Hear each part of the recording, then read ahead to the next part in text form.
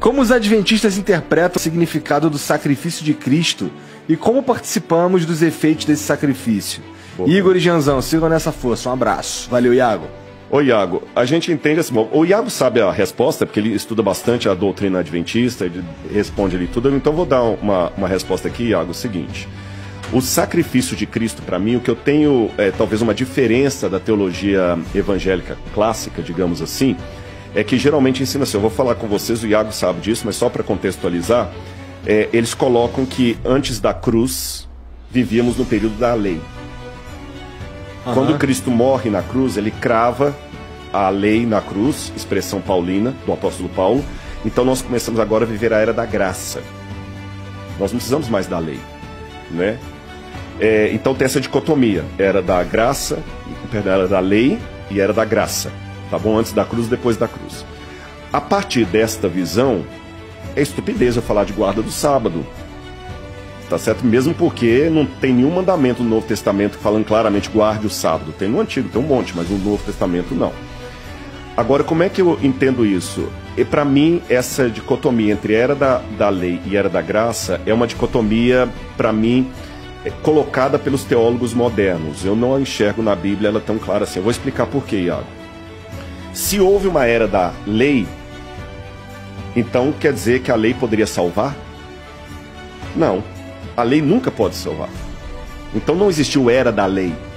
A lei não salva ninguém. Eu acabei de falar, quem salva é a graça de Cristo. Mas se o que salva é a graça de Cristo, como Moisés, Abraão, Isaac, Jacó, Daniel, etc., todo mundo que viveu antes da cruz foi salvo.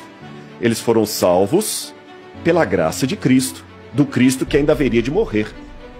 Ou seja, Abraão, Isaac e Jacó foram salvos como eu sou salvo. A única diferença é que eu sou salvo pós-morte de Cristo, e eles são salvos antes da morte de Cristo. Mas o sangue de Cristo na cruz do Calvário é que propiciou a salvação tanto do que viveram antes como depois. Ou seja, todo mundo, de Adão até o último, é salvo pela graça. A lei não salva.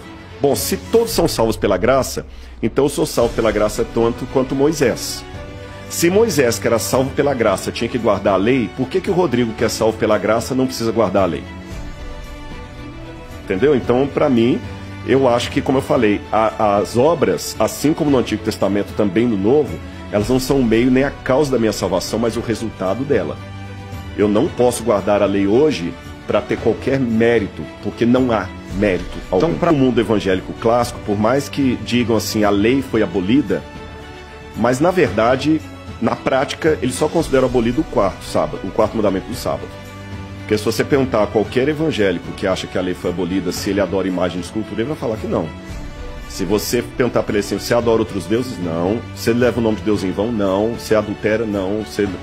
Por quê? Porque na lei fala que não. Então, quer dizer, dos 10 mandamentos, eles consideram 9 em vigor. Só o sábado que não consideram. Então, se eu for olhar assim, na prática, seria mais coerente dizer que o que foi abolido foi o sábado, e não a lei.